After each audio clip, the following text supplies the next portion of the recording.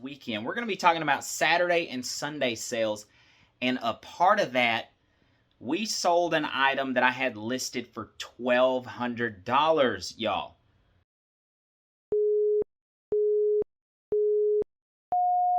Hey, what's up, y'all, and welcome back to the Piney Woods. My name is Kyle. Listen, we got a really good what sold video for you guys today. I got a feeling Q4 might be kicking off finally, maybe. I'm not 100% sure, but these sales that I had this weekend, we're going to be talking about Saturday and Sunday sales, and a part of that, we sold an item that I had listed for $1,200, y'all. Now, there's a catch, and that's going to be the topic of the day to try to figure out what you guys would have done in regards to this sale. We're going to get to that. First, let's jump into some of those sales and show you guys what we got going out. Okay, let's just get started. We're going to run through the three that I pulled out of my shed. So the first one here, Fitz & Floyd. This is like a mid-tier, I would call it, specialty decor brand. You see here, this one is Santa's sleigh, cranberry server, probably somebody getting ready for Christmas time. I got this part of a buyout, and we're in the positive, so buy cost is essentially zero at this point. It sold for $27 plus the buyer paid shipping. It's a decent brand to look for, but I wouldn't pay too much money for Fitz & Floyd. They usually sell for $30 to $40, sometimes $50 range, not much more than that. Now this piece, if you guys have been following for a while and you have a good memory, I did get this in a garage sale video. $5 for this Blue Point, which is Snap-on's second tier brand. This is a socket holder for a mechanic, and it sold for $50 plus the buyer paid for shipping on that one. And then right here we have a 1980s, I believe it's dated 81. It is dated 1981 Underwriters Laboratories Coca-Cola. This would have hung in like a cafe or restaurant or something like that, probably. $2 for this at a garage sale, and it sold for $30 plus the buyer paid shipping. This could have been worth more money. The cable's cut, so I really had no way to test it. I've seen some of these sell for $70, $80, $90 sometimes. It just kind of depends on the style and if it's working or not. Okay, we got our shelf pulled out, and we're looking for LL. Here it is.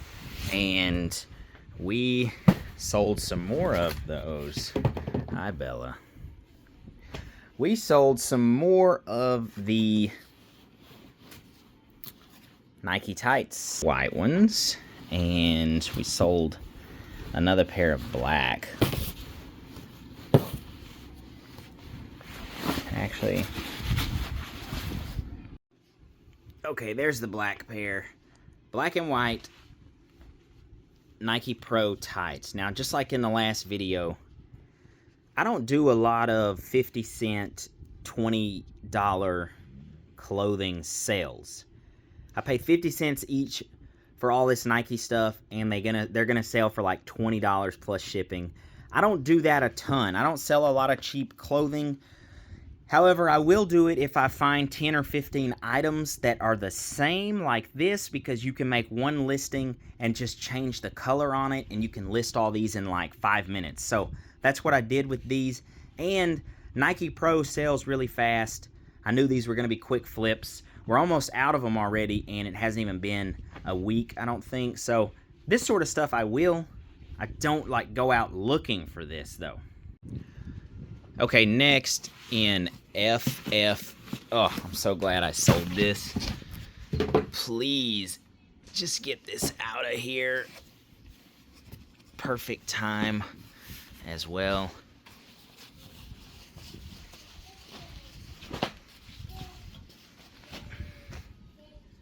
Not a fan. Get it out of my room. Okay, here's something that I have not mentioned on my channel yet, but definitely something you can sell and look out for. This is a KitchenAid mixer bowl. So everybody knows about KitchenAids, obviously. The parts sell really well also. A bowl, just the bowl, 6-quart bowl, and the mixer tools, like the paddles, is that what it's called? Maybe? Paddles? I'm not sure. Somebody let me know. Those things sell good also. We picked this up for $5, and it sold for $40 plus the buyer paid shipping, so that's not too bad. Fits really easy in just a square box. Okay, here's one we have not talked about in my smalls SKU label. So I put a bunch of small items in this box. Here behind me, this case, vintage case knife. I don't remember what we picked this up for, to be completely honest with you guys. $50 plus shipping on the case knife. And this specific model would have went for a lot more money, but man, the blades were just sharpened down so much. It's in really bad condition, and it still sold for $50 plus the buyer paid for shipping. Okay, we sold a couple of suit jackets for decent money. We're gonna grab one right now. It's in V, and we will grab this one, and I'll show you guys exactly what it is. I think it's right on top. Look at that. What are the odds? It is a fairly newer jacket that I got recently. When I say new, I mean new to me. I haven't had it very long. And let's see, this one sold for $85 plus shipping. And this guy's first name, not real sure. Everybody calls it Zenga. So, Zenga. Pretty decent brand. Not like the best, but it's very good. And what was good about this one? Good size, so it's size 50. Believe it's a silk jacket, if I'm not mistaken.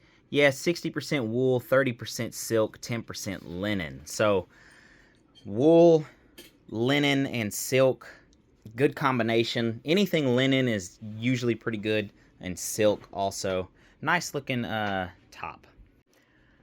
Okay, scratch all that about this jacket being the one that sold. Everything I said about this jacket is good. However, the one that actually sold is this darker blue one, and it is the exact same brand, and material is actually just all wool on this one.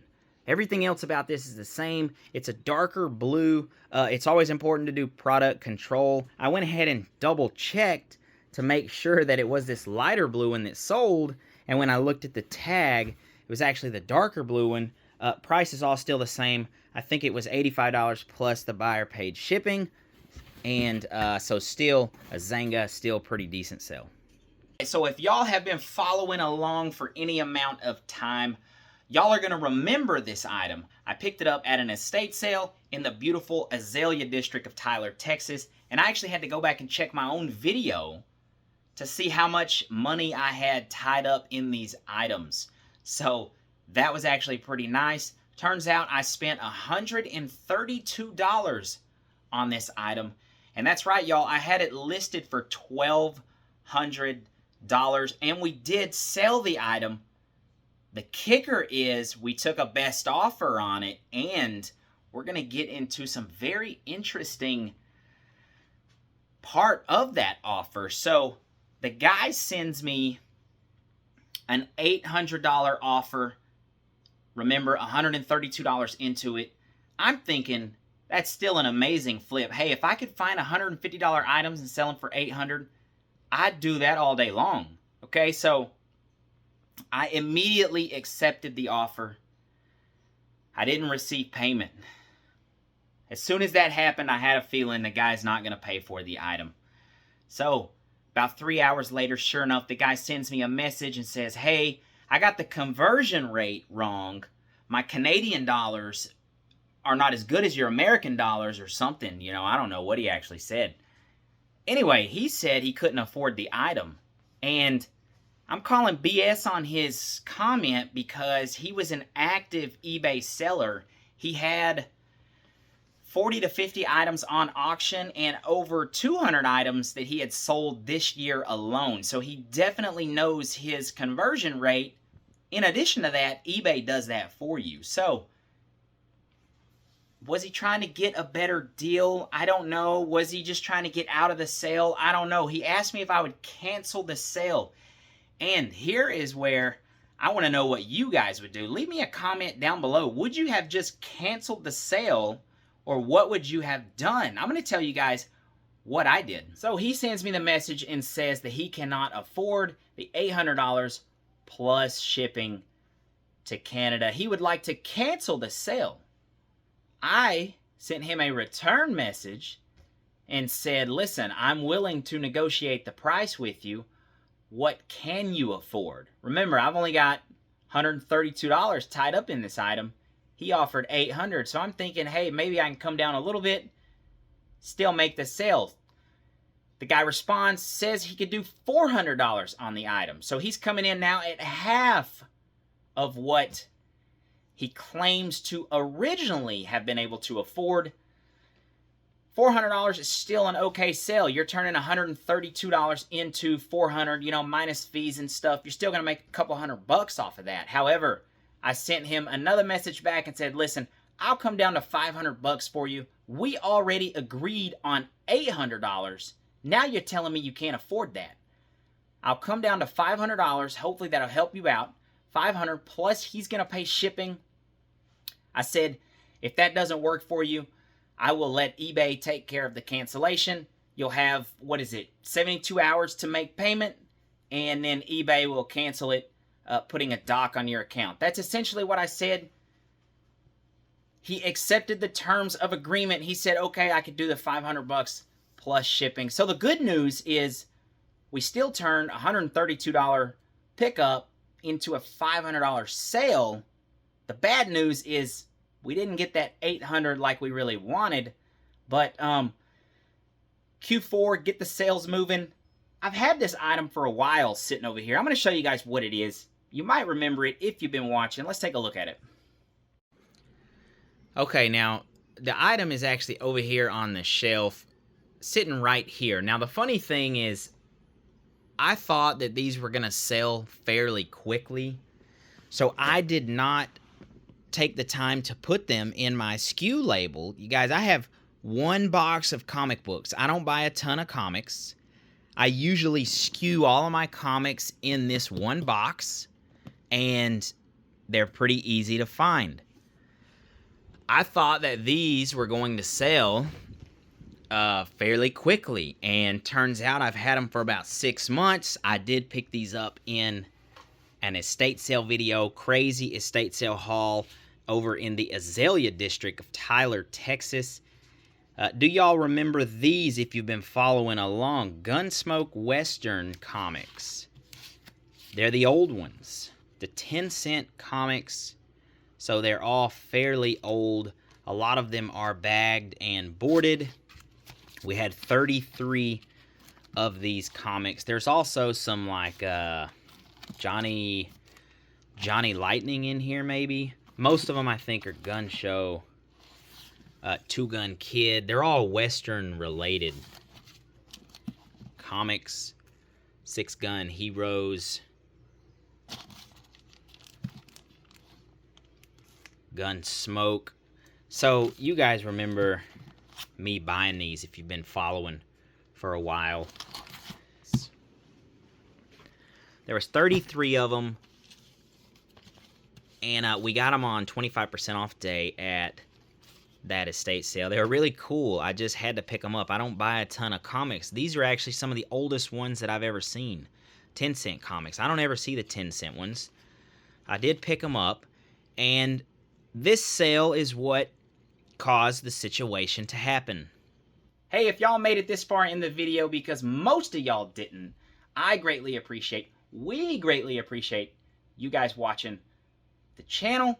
Hope everybody's doing well, happy, healthy, finding lots of stuff and selling lots of stuff. God bless each and every one of y'all. I'll see you next time.